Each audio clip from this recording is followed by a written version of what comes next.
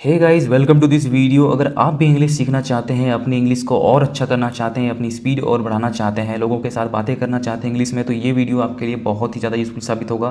क्योंकि हम यहाँ पे डेली लाइफ में यूज़ होने वाले सेंटेंसेस को आपके सामने लेकर के आते हैं जो आपकी इंग्लिश को और अच्छा कर देते हैं। क्योंकि ये सेंटेंसेस पहले से ही आपके दिमाग में लोड रहते हैं और वो बोलने में हमें दिक्कत नहीं आती है। और साथ ही मैं यहाँ पे जितने भी सेंटेंसेस हैं, सारे सेंटेंसेस काफ़ी डीपली तरीके से समझाता हुआ चलूँगा। जितने भी ग्रामर रूल्स हो, वोकेबो सब बताता चलूँगा। तो hi guys, this is Jeet here and I am going to start this video with the first sentence. You can see here the sentence is, क्या तुम कार चलाना जानते हो?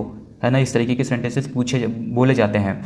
हम भी बोलते हैं क्या तुम खाना बनाना जानते हो, कार चलाना जानते हो। तो सेंटेंस को कैसे हम बोलेंगे ये चीज़ हम सीखते हैं। तो यहाँ पूछा जा रहा है कि क्या तुम कार चलाना जानते हो, तो बोला जाएगा do you know how to drive the car.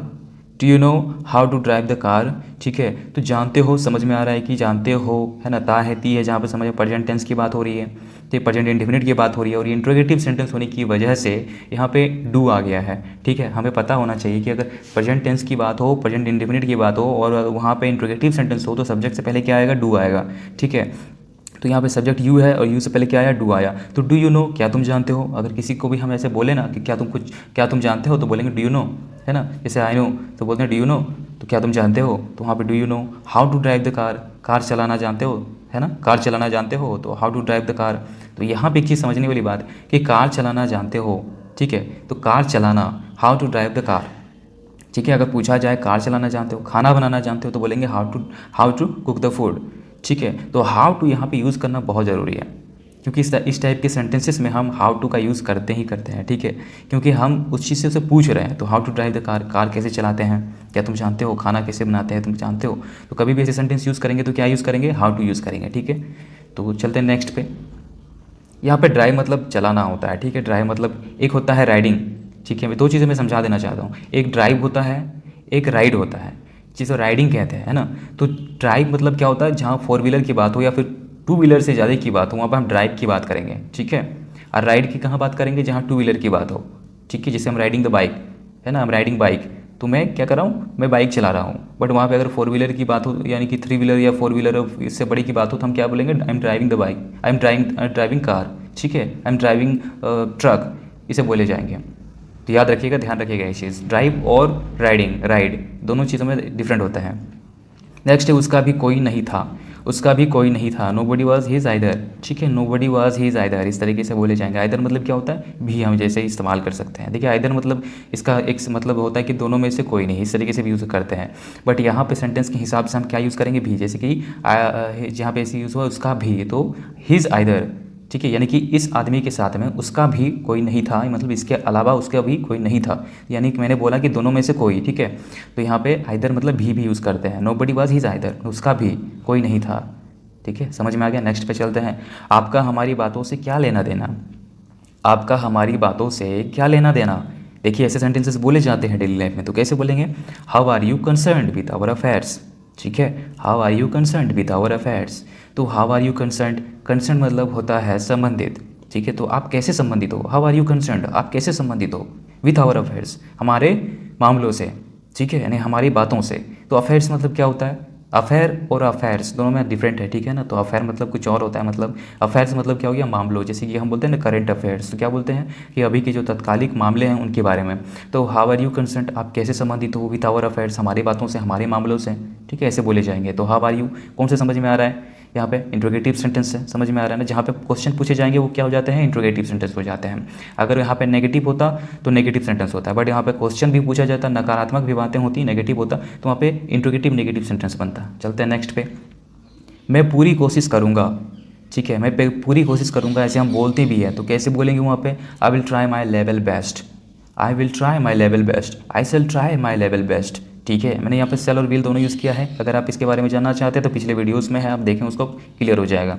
तो I will try my level best या I will try my best, ऐसे भी बोल सकते हैं। ठीक है, दोनों तरीके से। यहाँ पे लेवल हम लगाने से और अच्छा कन्वर्सेशन में अच्छा लगता है। तो I will try my level best या I will try my best, ऐसे भी होता है। ठीक है, नेक्स्ट पे चलते हैं।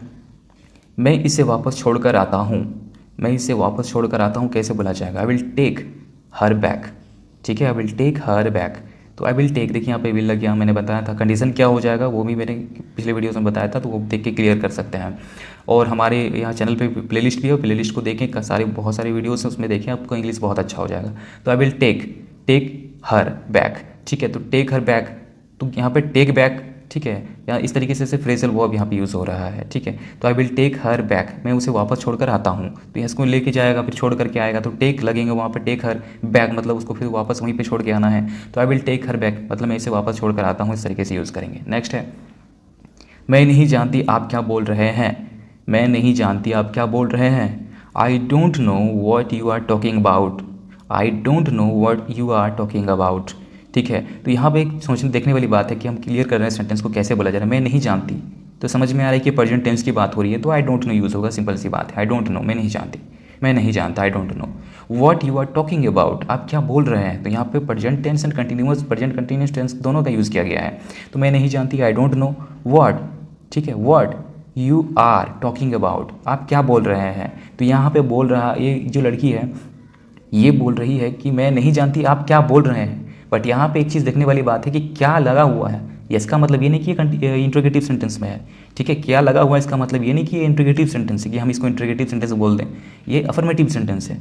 कैसे अफर्मेटिव सेंटेंस है, यहाँ पे पूछ नहीं रही है कि आप क्या बोल रहे हैं, पूछ नहीं रही है, बता रही है कि आप क्या बोल रहे हैं मुझे नहीं पता, आप क्या बोल रहे हैं मुझे नहीं पता। अगर पूछ रही होती कि क्या बोल रहे हैं आप, तो वहाँ पे इंट्रोगेटिव सेंटेंस होता है। बट ये बोल रही है कि आप क्या बोल रहे हैं मुझे नहीं पता, यानी कि मैं नहीं जानती आप क्या बोल रहे हैं। तो what you are talking about, ठीक है। तो ये प्रेजेंट कंटिन्यूअस टेंस है, तो यहाँ पे सब्जेक्ट यू के साथ में क्या लगेगा, आर लगेगा, प्लस वी के साथ आईएनजी लगता है। तो टॉकिंग, टॉक का टॉकिंग होता है V5 में, या वी प्लस आईएनजी होता है। यू आर टॉकिंग अबाउट, आप वो क्या बोल रहे हैं ना, what you are talking about, आप क्या बोल रहे हैं। तो मैंने बोला था कि अगर WH हो, इंट्रोगेटिव सेंटेंस हो, तो क्या होगा, सब्जेक्ट से पहले हेल्पिंग वर्ब आएगा, यानी कि यू से पहले आर आना चाहिए था। बट यहाँ पे क्या हुआ, यू के बाद में आ रहा है। क्यों, ये इंट्रोगेटिव सेंटेंस है नहीं एक्चुअल में, ये अफर्मेटिव सेंटेंस है। तो अफर्मेटिव सेंटेंस वहाँ बातों से या फिर उसके मतलब से समझना आता है, होना चाहिए। क्या लिखा होने से फ़र्क नहीं पड़ता। तो यहाँ पे what you are talking about होगा। चलते हैं नेक्स्ट सेंटेंस पे। देखिए रूल्स कैसे लग रहे, सेंटेंसेस कैसे लग रहे हैं अच्छा तो लाइक करें। नेक्स्ट है, एक बात पूछना चाहते थे आपसे। तो I wanted to ask you one thing. I wanted to ask you one thing, मैंने यहाँ पे समथिंग लिखा हुआ है, बस उसके भी बारे में बता देता हूँ। एक बात पूछना चाहते थे आपसे, तो I wanted to ask you one thing. अगर हमें कुछ बात आपसे पूछना चाहते थे आपसे, यानी कि कुछ बात आपसे पूछना चाहते थे तो कैसे बोलेंगे, I wanted to ask you something, है ना, कुछ पूछना चाहते थे आपसे। और अगर एक बात पूछना चाहते थे आपसे तो I wanted to ask you one thing, ठीक है, इस तरीके से बोले जाएंगे। नेक्स्ट है, आस्क मतलब पूछना होता है, ठीक है। वांटेड न चाहते थे।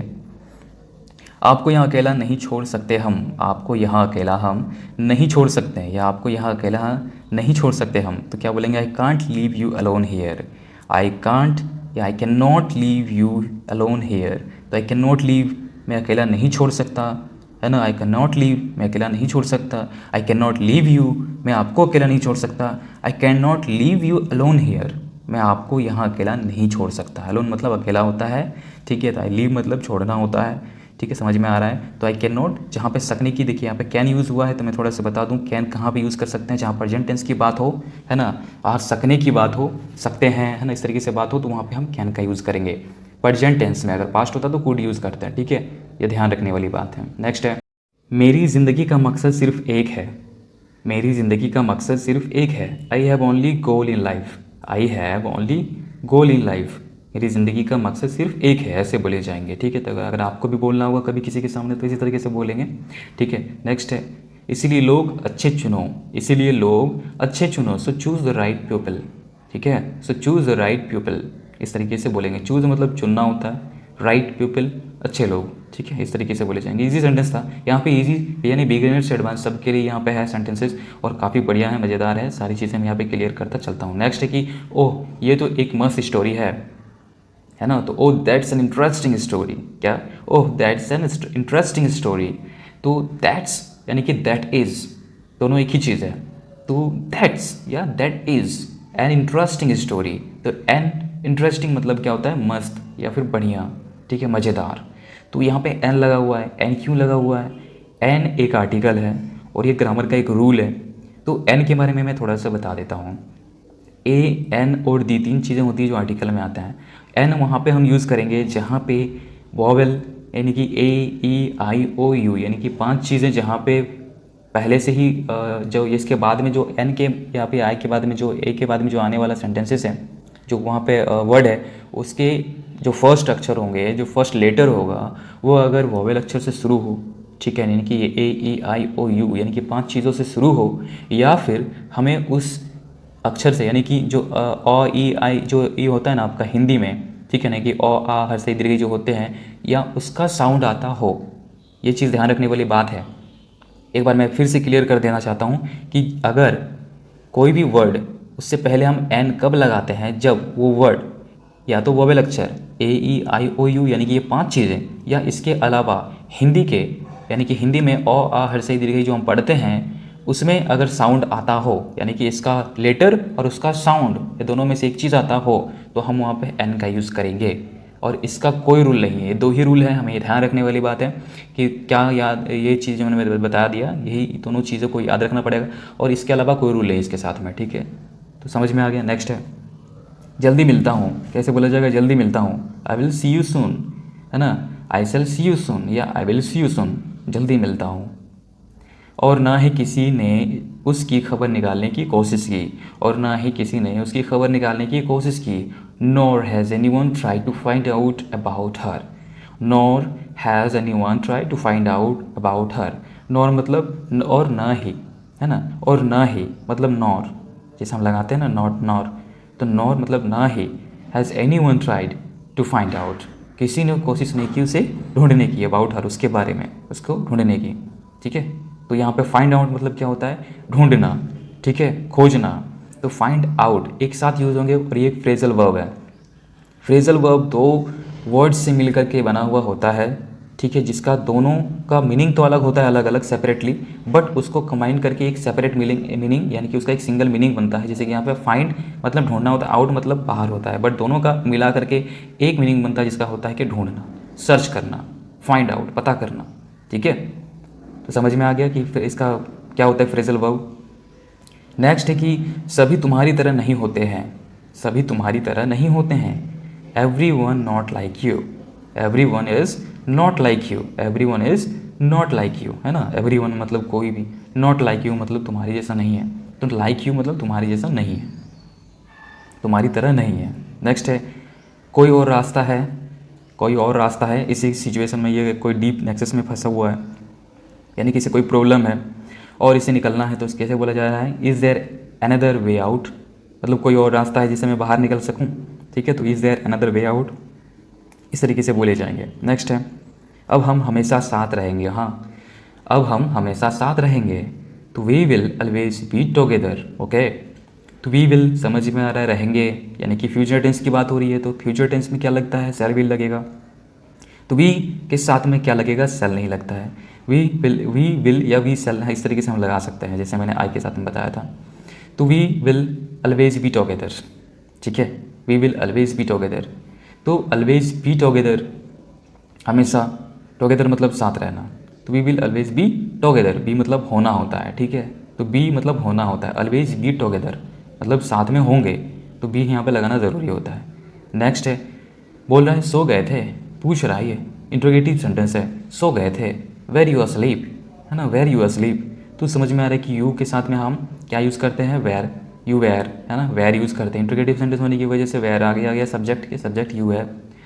स्लीप के साथ हम ए लगाते हैं, ठीक है, अस्लीप लगाते हैं, ठीक है, you were asleep, are were you asleep, इस तरीके से स्लीप के पहले ए लगाते हैं, ठीक है, ये ध्यान रखने वाली बात है। तो सेंटेंसेस कैसे लगे, वीडियो कैसा लगा, अच्छा लगा तो लाइक करें, कमेंट करें, चैनल को सब्सक्राइब करके नोटिफिकेशन बेल को ऑन कर लीजिए, न्यू जो वीडियो व्यूअर्स हैं, ठीक है। तो मिलते हैं नेक्स्ट वीडियो में, तब तक के लिए गुड बाय।